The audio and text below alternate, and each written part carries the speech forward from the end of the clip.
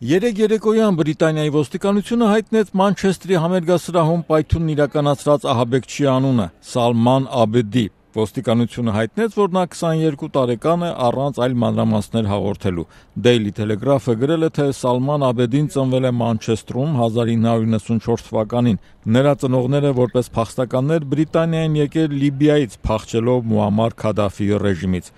Մանչեստր Արեա համերգասրահում նրա կատարած ահաբեկչական գործողության արդյունքում 22 մարդ է զոհվել, որոնց թվում շատ անչափահասներ եւ երեխաներ կան։ 59 մարդ վիրավորվել է, վիրավորվածների թվում եւս դեռահասներն ու անչափահասները շատ են։ Բրիտանիայի վարչապետ Թերեզա Մեյն ասել է, թե դա սարսափելի ահաբեկչական հարձակում էր։ Հարձակման պատասխանատվությունը երեկ ստանձնել է Իսլամական պետություն ահաբեկչական խմբավորումը, հայտարարելով, թե հարձակվողը իրեն զինվորներից մեկն էր։ Սակայն ԱՄՆ-ն համոզված չէ, որ հենց Իսլամական պետությունն է կատարել Մանչեստրի հարձակումը։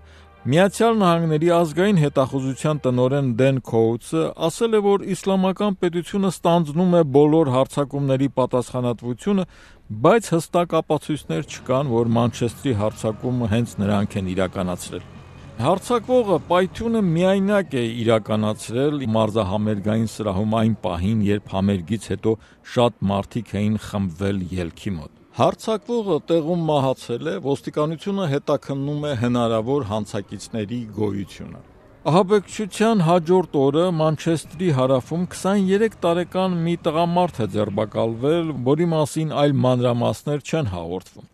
Աշխարհի առաջնորդները, միջազգային կազմակերպությունների ղեկավարները ցավակցություն են հայտնել զոհվածների հարազատներին եւ դատապարտել ահաբեկչությունը։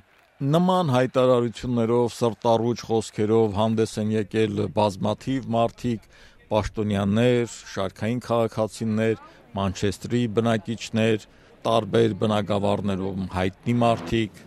Մանչեստրի առաջատար ֆուտբոլային ակումբներից մեկի Մանչեստր Յունայթեդի խաղացող Հայաստանի ֆուտբոլի հավաքականի անդամ Հենրիխ Մխիթարյանը Թվիթերի իր էջում գրել է. «Մնա ամուր Մանչեստեր, իմ մտքերը եւ հույզերը երեք գիշերը սարսափելի հարձակումից տուժածների հետ են»։ Նրա գրառմանը շատ երկրպագուներ են արձագանքել, եւ շատերը նաեւ հաղթանակ են խնդրել, նույնիսկ պահանջել Եվրոպայի լիգայի առաջնության եզրափակիչում, որպեսզի Մանչեստրը ամուր եւ համախմբված լինի։ Այսօր երեկոյան Եվրոպայի լիգայի եզրափակիչում Ստոկհոլմում խաղալու են Մանչեստր Յունայթեդը եւ հոլանդական Այաքսը։